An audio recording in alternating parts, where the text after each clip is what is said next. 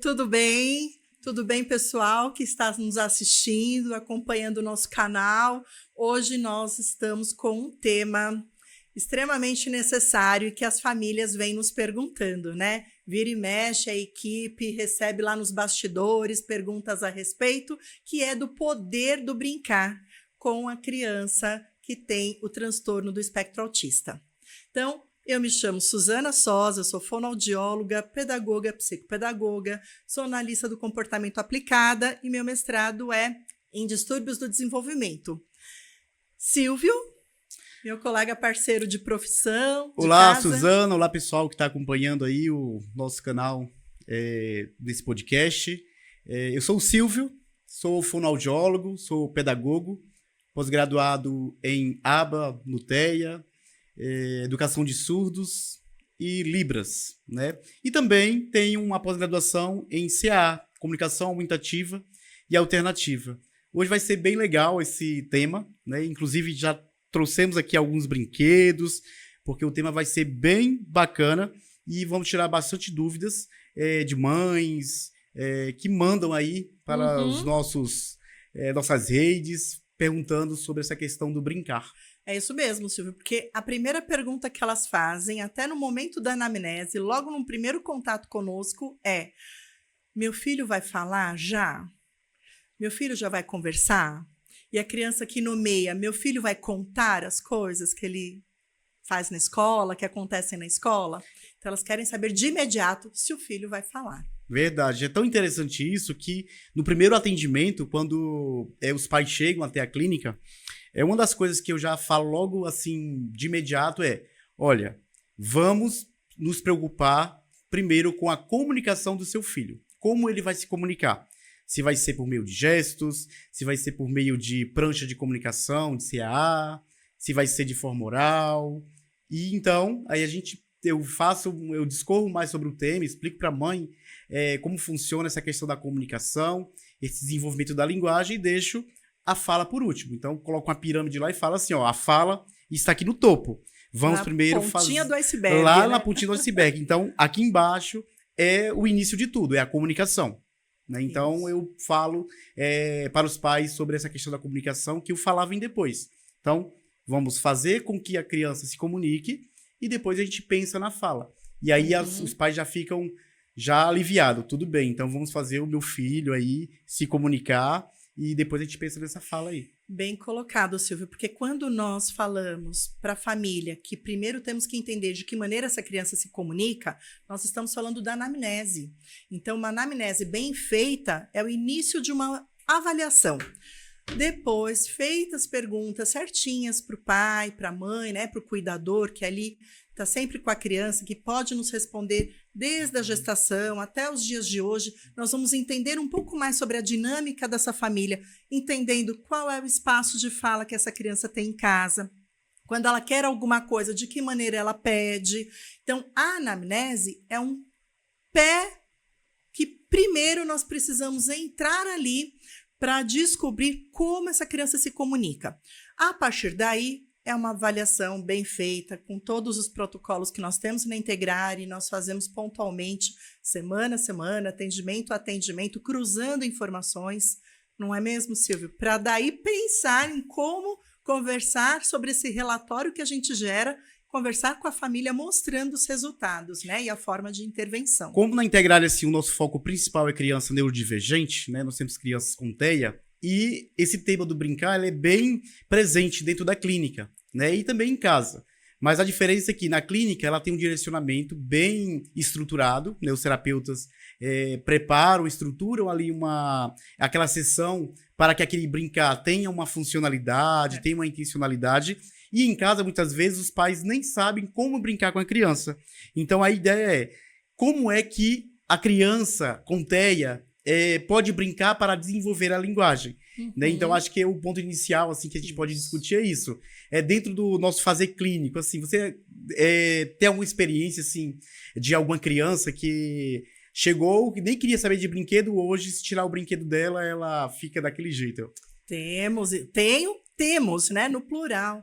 Nós temos, sim, crianças que recebemos não funcionais, jogando os brinquedos, sem saber atribuir a função para um copo, uma colher, mesmo sendo alimentada por um adulto que tem esse movimento repetitivo diariamente, várias vezes durante o dia, a criança não consegue pegar a colher, colocar no copinho. Isso é linguagem compreensiva, o uso dos objetos, para que servem esses objetos. E aí, no decorrer dos atendimentos, orientando as famílias, nós trabalhamos ali em sessão e as famílias são orientadas para dar continuidade a esse brincar em casa.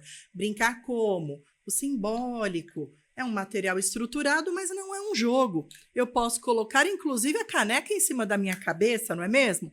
Posso pegar uma água ou nada e posso alimentar a boneca, alimentar o leão, dando motivos para essa criança explorar o brinquedo ao máximo.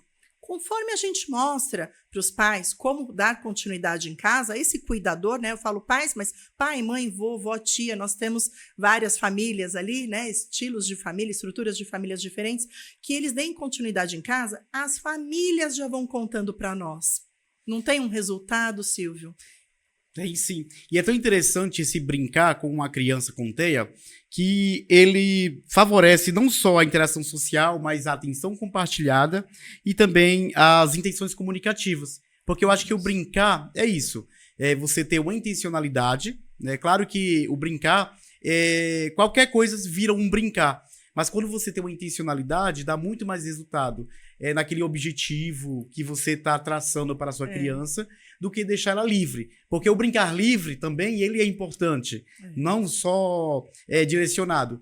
Mas quando a gente quer chegar a um objetivo, alcançar aquele objetivo de que a criança possa desenvolver em questão de linguagem, então a gente tem que pensar. Então nós temos que ter uma intenção comunicativa, ter uma interação social com aquela criança para que ela consiga desenvolver da melhor forma aquele brincar que antes estava desestruturado, podemos falar assim, e agora ele está estruturado, agora ele tem uma intenção. Agora ele vai pegar um carrinho, ele vai saber exatamente o que fazer com esse carrinho. Não vai ficar girando na mão. Ele vai saber que o carrinho você pode colocar no chão, fazer um barulhinho de carrinho, brrr, e aí vai. Ele pode pegar um copinho, como você falou, e saber que vai servir para tomar água. E então são brinquedos que muitas vezes não estão presentes dentro das famílias.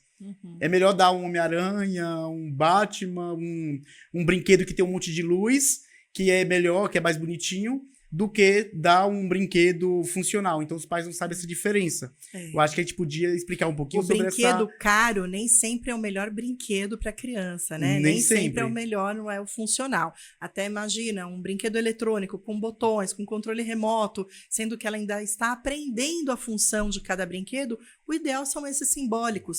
E com materiais estruturados, como nós temos aqui, e também materiais não estruturados. Em casa, as famílias podem usar panela, podem usar tampa de panela, podem usar colher de pau. Então, pensando nesse início, em que a criança ainda precisa gerar uma intenção comunicativa, como o Silvio colocou tão bem aqui, né? Extremamente importante. Se a criança não tem vontade de comunicar, tanto faz para ela isso aqui ser uma ovelha, ou ser uma bola, ou ser um brinquedo eletrônico, porque não vai gerar função para ela, não gera interesse. Para a criança querer ter essa intenção comunicativa, nós precisamos dar espaço para que ela peça, para que ela queira, seja apontando, ou seja no tablet, seja iniciou, né, com o programa de KA, seja no dia a dia ali daquilo que ela necessita, ela quer comer. Como que ela pede para você que ela quer comer? Como que ela pede que ela quer a bola, ou que ela quer o carrinho?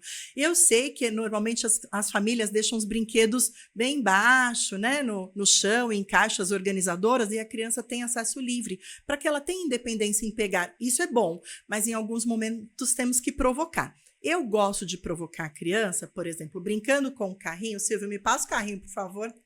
Eu tiro a roda. E aí a criança está ali olhando, manipulando. De repente ela se depara com um carrinho sem a roda. E aí, o que aconteceu? E a criança olha para mim naquela aflição, onde está? Falei, vamos procurar. Então, provocar. Depois eu devolvo a roda, né? E faço brum, brum, essas onomatopeias, fazer os sons dos animais, os sons das coisas, dos objetos. Obrigada, Silvio. bater com a colher na panela, na tampa, fazendo pá, pá, pá, pá, para que ela possa imitar, repetir, reproduzir o que o adulto está fazendo, e isso, dessa forma, vocês também em casa vão modelando o comportamento dela, mostrando, né, dando exemplos de como se faz, ganhando a atenção dela para que ela veja, ouça e veja o seu movimento labial. E é interessante que esse brincar sempre tem que pensar que ele tem que estar dentro de contextos naturais. Não pode ser uma coisa forçada. Vou sentar uma criança agora e vou fazer com que ela brinque com isso porque eu quero que ela brinque. Uhum. Não pode. Então, tem que ser em contexto natural. Então, você tem a caixa de brinquedos ali. De repente, você está observando. A criança pegou uma panelinha. Olha só que interessante. Pegou uma panelinha. Então, naquele contexto natural ali que ela está brincando, você introduz algo que é do dia a dia dela. Que é a questão da comida, por exemplo. Então, você pega lá, já que ela tá com a panelinha, vamos pegar uma massinha, vamos cortar e fazer uma comidinha. E aí, esse brincar se torna mais prazeroso para a criança do que simplesmente espalhar vários brinquedos pela sala e ali fica um caos. Ela perde o foco, Tanto né? é que Muito estímulo, a criança perde o foco. Tanto é que uma das observações, né, que a gente faz com os pais se você tem uma caixa de brinquedos, vamos reduzir o número de brinquedos que tem nesta caixa e vamos selecionar alguns brinquedos com algumas intencionalidades para a gente atingir um objetivo. Porque se você coloca tudo junto, uma caixa cheia de brinquedo, o que a criança vai fazer? Vai espalhar tudo no chão e ali vai só bagunçar. E não vai brincar de forma funcional de jeito nenhum. Uhum. Então, para que ela brinque de forma funcional, então coloque brinquedos ali com intencionalidades. Então, hoje, na caixa de brinquedos, vai ter uma boneca, vai ter coisinhas de cozinha, pratinho, copinhos, e vai ter, por exemplo, uma cama. Então, ali ela vai criar uma situação. Se ela não conseguir criar uma situação ali, aí entra a intervenção do adulto. Uhum. O adulto entra ali, então, procura a melhor forma de introduzir esses brinquedos em um contexto natural, para que ela se veja também naqueles brinquedos. Olha, uma cama. Você tem uma cama? Tenho cama. Olha aqui um copinho, olha, igual o seu copinho, tá vendo? E aí, aí vai... Vamos levar a boneca até a cama, ela tá com sono, ela quer dormir e leva a bonequinha até a cama. Se a criança não leva, o que podemos fazer? Pegar na mão da criança, a criança pega a boneca com a sua ajuda e ela vai para a cama e põe a boneca deitadinha na cama. Agora é hora de dormir. Silêncio. Daqui a pouco, acordou. A neném, pode dar nome para a neném, né? Tá com fome. Vamos fazer o papá, fazer a massinha dentro da panela, alimentar essa boneca. Veja que o tempo todo que nós estamos conversando aqui, o adulto está com a criança. E isso é interagir, isso é estar junto, isso é se manter presente. É diferente, e a gente entende a rotina, né, das famílias, mas é diferente do adulto estar na cozinha, preparando tudo às pressas ali, dando conta do dia a dia da casa, e deixa a criança sob seu olhar para mantê-la segura na sala ou próxima à cozinha, ficando de olho, mas a criança se vira com aqueles brinquedos. Se ela não tem intenção comunicativa, se ela não sabe brincar funcional, esse se vira sozinho não vai acontecer. Ela precisa do adulto como modelo para que ela possa aprender. Outra coisa interessante a se falar é assim, quando a gente fala com crianças com TEA, a gente tem que pensar quais brinquedos nós vamos oferecer. Porque não adianta eu pegar qualquer tipo de brinquedo e oferecer para uma criança, por exemplo, TEA com nível 3, que você sabe que ela vai se machucar com determinados brinquedos, vai jogar e vai quebrar. Então a gente tem que selecionar brinquedos para cada nível de suporte. Por exemplo, se é uma criança que se machuca, pode vir a se machucar com um brinquedo que tem mais estrutura ali, então você pode dar algo mais emborrachado ou algo mais leve para que ele consiga manusear. Mas se é uma criança que, mesmo sendo TEA ali, o nível 1, está, por exemplo, ela está apta a fazer aquela brincadeira com aquele brinquedo, ela está preparada, então não tem problema. Então, até a escolha do brinquedo para a criança com TEA, ela é importante. Isso acontece dentro da clínica. Nem todo brinquedo que está dentro da sala de terapia são para todas as crianças. Não é, Suzana? É verdade. Nós temos que separar e isso tudo fica classificado nos armários, né? Então, para cada objetivo terapêutico e para cada faixa etária e cada nível de suporte, é um recurso específico. Lembrando que em casa, menos é mais. Eu sou adepta ao menos é mais. Gosto de rolinho de papel higiênico, rolinho de papel toalha, que é maior, é mais largo. Gosto de retalhos de tecido, elástico, e que a criança possa manipular esses materiais, jogar dentro de um pote, o pai fecha o pote, chacoalha, o que será que tem aqui dentro para ela tentar descobrir. Então, em casa, menos é mais. Muito cuidado com os itens. Suzana, você acha que existe brincar certo e o brincar errado? Existe! O que não existe é esta jarra só serve para brincar de colocar um líquido que eu vou beber. Não, eu posso brincar e atribuir outras funções para essa jarra. Agora, o brincar certo, brincar errado, no sentido de o errado é, como conversamos aí, deixar a criança sozinha, achando que ela vai saber o que fazer com essa jarra. É não interagir. Ou, às vezes, Silvio, já vi casos assim quando chama o pai para terapia. O pai não para de falar. Não para. Ele não dá vez para a criança. Ele é o modelo, mas ele já se supre, porque ele se envolve na brincadeira e tamanha expectativa que ele tem da criança fazer, ele faz já pela criança e já vai mostrando. Nós temos uma regrinha aí dos 3 segundos, né? Olha, vamos colocar suquinho no copo? Vamos? 1, 2, 3. A criança não pegou? Você pega e faz. Vamos pegar o copo e vou beber.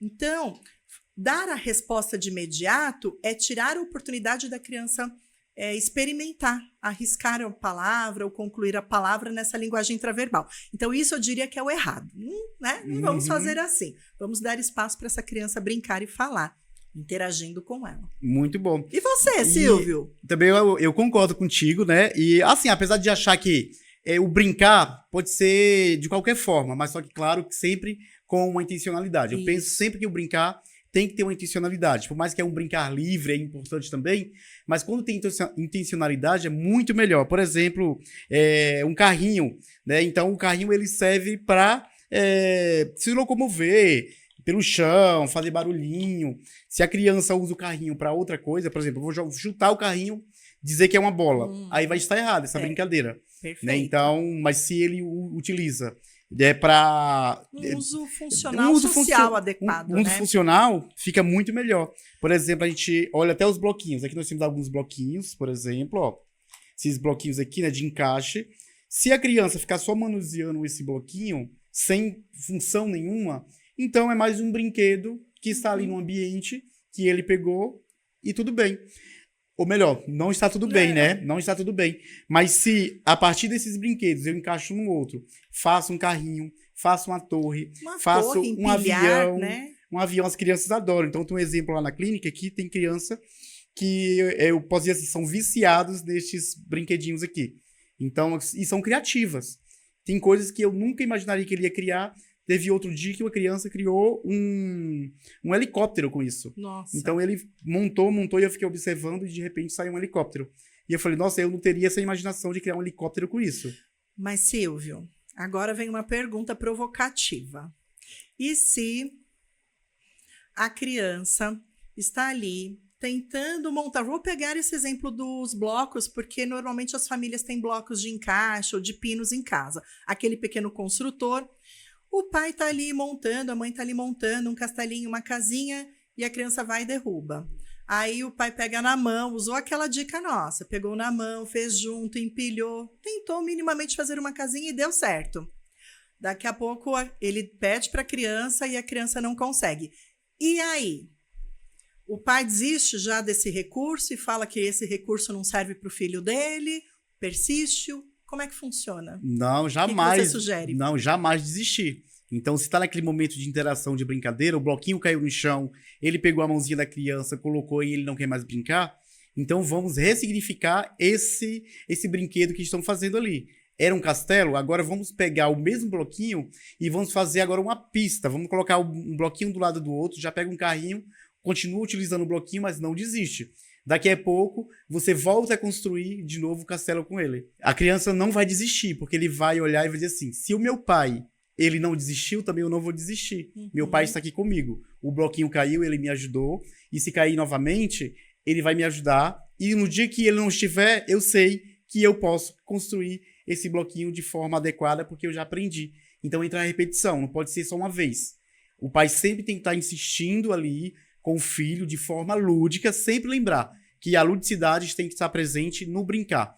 Brincar e o lúdico praticamente são bem sinônimos, né? Brincar, não existe brincar sem ser lúdico. Não existe estar com a criança e não ser lúdica.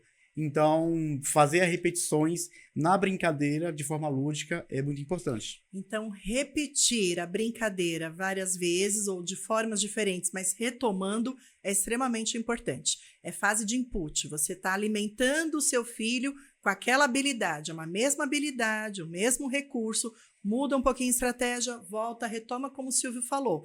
Volta. Estava fazendo a casa, ele fez a casa junto, com ajuda total, né? Ajuda física total.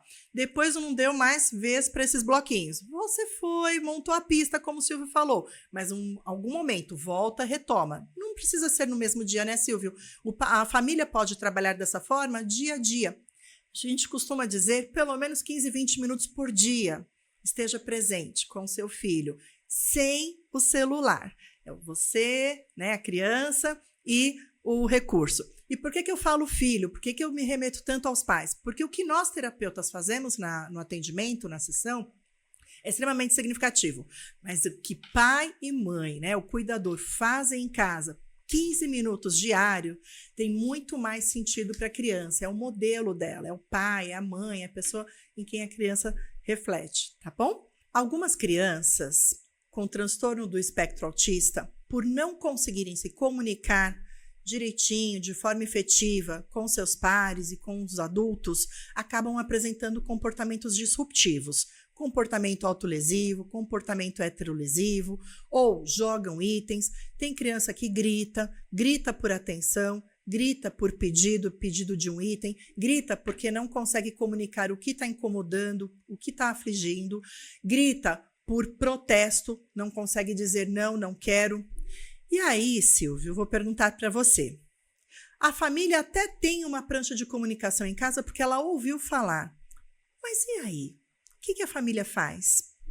Pois bem, pensando numa criança com TEA, com necessidades complexas de comunicação, que já foi introduzida, por exemplo, na CAA com o uso de uma prancha de baixa tecnologia, é interessante ali no primeiro momento fazer uma orientação bem robusta com a família de modelagem. Então a gente faz a modelagem com a criança dentro da clínica, com essa pranchinha, e também com a família. Porque afinal, a comunicação com a pranchinha de comunicação não pode parar dentro da clínica. Ela tem que ir para todos os ambientes que a criança estiver. Então a família estando bem orientada, saber como exatamente utilizar, apontando, olhando páginas por categorias e ali formando pequenas frases, vai ser muito mais fácil para a criança. Na clínica, ela vai sistematizar esse conhecimento da prancha de comunicação e em casa ele vai utilizar de forma mais natural possível com o auxílio do adulto, ali da mãe, do pai ou do responsável. Que bacana, Silvio. E aí se torna muito mais funcional e também é prático para o dia a dia, porque a criança leva para todos os espaços, né? Lembrando que quando o adulto está brincando, conversando com a criança, utilizando as pranchas, as palavras essenciais, né, orientadas pelo fono, está ali no treino mesmo, dando ênfase para toda essa dinâmica de comunicação intencional em casa, ela deve utilizar as palavras na sua versão natural, sem usar diminutivos. Então, é ovelha e não ovelhinha. É o copo ou a xícara e não copinho. a jarra, a boneca e não a bonequinha. Porque quando utilizamos muitas palavras no diminutivo, acabamos infantilizando a nossa fala e a criança usa qual modelo? A nossa, o nosso modelo de fala. Então, vamos evitar. Nada de usar palavras no diminutivo durante o brincar. E mesmo durante o dia nas refeições.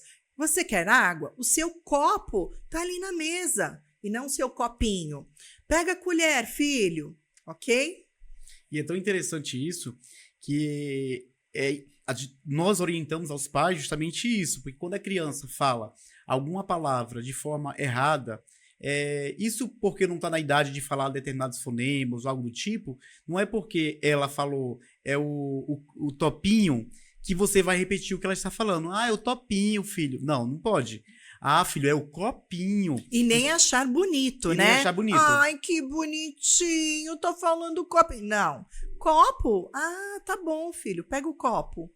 Pensando em tudo que nós já falamos aqui, sobre esses brinquedos que estão aqui na mesa, como a gente pode pensar, então, né, nesse sentido de dar intencionalidade para cada um deles, né? Silvio, vou te contar que eu gosto de trabalhar com livro, por exemplo. A família sempre tem um livro paradidático, um livro de histórias, né, de leitura em casa.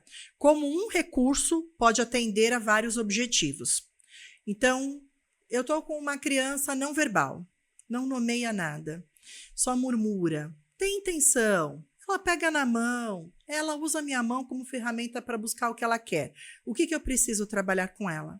Melhorar essa intenção comunicativa, trabalhar com sons, onomatopeias, lembra lá o brum do carrinho, papá da boneca. Então, eu posso pegar esse livro aqui, por exemplo, que se chama Brincadeiras no Quintal, sobre animais, e como faz o tigre? Uau! Não estou contando histórias por enquanto, ok? Estou brincando só de mostrar as páginas, ver os animais, para imitar os sons desses animais. Como faz o cachorro? Au, au, au, au. E eu posso movimentar bem o meu lábio na altura do olhar da criança para que ela veja e ouça o som. Bem, nosso objetivo está ocorrendo ali. Pai trabalhando em casa, criança frequentando o consultório, a clínica. Daí, essa criança já está emitindo os primeiros sons vocais, imitando os sons dos animais. O que eu quero? Que ela evolua para a nomeação dos animais ou daquilo que ela gosta. Estou usando aqui os animais. Poderia ser dinossauros, meios de transporte, né? Cada criança tem seu hiperfoco, o objeto de desejo dela, que ela gosta de brincar. Então, supondo que seja animais ainda, eu estou com o mesmo recurso. Olha, esse tigre tem olhos grandes. É um ti. Lembra da dica dos 3 segundos para a criança completar a palavra. Olha, tem um uau-uau. Ele faz uau-uau, porque ele é o cachorro. É um cachorro que está brincando com um rato. E eu vou contar a história do livro, dando ênfase nas palavras cada vez que aparece o nome do animal. O gato, o rato, coelho, o leão. Essa criança passa, então, a nomear. Rato, ato. Tá ótimo. E para gato? Ato também. Tá ótimo. Tigre, ig, ig. Ótimo. Eu vou vocalizando para ela, gesticulando bem os lábios para ela ver os movimentos, ouvir o som e já quero introduzir para ela expressões com 2, 3 palavras nesse mesmo recurso aqui. Nossa, cadê o nosso material? Cadê o livro? Cadê o livro? Cadê o livro? Ah, eu achei, estava atrás da almofada. Num outro momento, a criança está brincando. Quer ouvir a história? O que você quer? Quer? Então, me dá o livro. Você quer o livro? Eu estou folhando para a criança. Vou contar história, mas eu estou vendo que ela está ali querendo o livro. Quer? Me dá? Me dá, eu te dou. E você entrega o livro. Então, me dá é uma expressão com 2 palavras. Ainda estou no livro. Eu quero ampliar essas expressões para 3 e 4 palavras e eu vou direcionando para ela os verbos. O rato andou, o cachorro latiu, o gato pegou o novelo, o coelho comeu a cenoura. O que o coelho comeu? A cenoura. E assim vamos ampliando o repertório dela para o dia a dia. Essa mesma estratégia na hora das refeições, na hora de ir para a escola, na hora de sair de casa, de visitar alguém, se torna efetivo, prático, dinâmico, funcional, porque faz sentido para ela. Mas me conta, Silvio. E dando continuidade aí, pegando um telefone, por exemplo, além dele ter o objetivo de comunicar, né? Eu posso estar ligando, pego 2 telefones, entrego um para o outro. Alô? Alô? E ali eu vou trabalhando com a criança. Boa. É um diálogo. Alô, tem os botões, eu posso trabalhar aqui os números, as cores, dependendo da idade, você já pode estar introduzindo, mas de repente é uma criança ainda que não está numa fase de aprender números e letras, então você só trabalha mesmo as onomatopeias. O telefone está tocando. Atende, ó. Alô? E aí vai. Então, um simples telefone, ele pode fazer, ter várias funções ali naquele momento de uma interação lúdica com a criança. Ô, Silvio, e não tem só um certo e errado, né? Não tem não, Você tem não. faz o quê pro telefone? Tililililim. Eu faço trim, trim, trim, viu? Então, cada um tem o seu jeito de Porque tocar aí, o né? fonema-alvo que eu tô trabalhando aqui é o T e o L. Tililim, tililim. Tá ótimo, perfeito. Aliás, bem lembrado, né, Silvio? Silvio está falando de fonema-alvo. Quando a criança está iniciando esse processo de construção da fala, verbalizando, arriscando, se ela disser aô para alô, tá tudo bem. Você repete alô de uma forma correta, né? Nada de dizer para a criança, não, assim não, filho, é alô, ó, alô. Não, alô, isso. Alô, oi, filho. Porque no início a criança terá trocas fonológicas e é natural. Aos poucos vamos trabalhando a adequação fonológica, mas o que queremos primeiro com as crianças com transtorno do espectro autista é que elas falem, que elas arrisquem falar, que tenham intenção comunicativa, que comecem vocalizando, que façam verbalização de expressões, que comecem a contar fatos, descrevendo o que está acontecendo no contexto imediato, que depois narre aquilo que aconteceu no passado, que consigam se expressar bem. E assim, ao longo desse percurso, vamos trabalhando também a adequação fonológica. Certo, Silvio? Muito bom, nossa. E é bem interessante, né? No dia a dia, todos os dias nós nos deparamos com essas situações do brincar. Então eu sempre digo assim, hoje ninguém bata na porta que eu estou brincando, eu estou tomando meu café e eu estou lá com a criança no chão, no tatame, brincando de tomar café. Porque brincar é um assunto muito sério para nós. Por isso que o brincar, né, tem um poder muito grande. Isso mesmo. Suzana, foi um prazer a gente estar debatendo aqui, discutindo esse tema tão interessante, que é o poder do brincar, principalmente com crianças TEA, que é o nosso público, né? Então, espero que as pessoas aí de casa, os pais responsáveis, tenham gostado do tema, coloquem em prática algumas das sugestões que nós falamos aqui, e qualquer dúvida, a Integrar está de portas abertas com os profissionais, para falar sobre este tema tão importante. Então, obrigado, viu? Eu que agradeço pela parceria, Silvio, e aquele recadinho para as famílias que não têm seus filhos conosco, mas que perceberam que o seu filho está com a fala, a comunicação, a linguagem atrasada. Mesmo que o pediatra não tenha sinalizado, e lógico, para aqueles que o pediatra já sinalizou, procure integrar, entre em contato conosco por todos os canais aí de comunicação e agende um atendimento. É preciso avaliar o seu filho para que possamos intervir.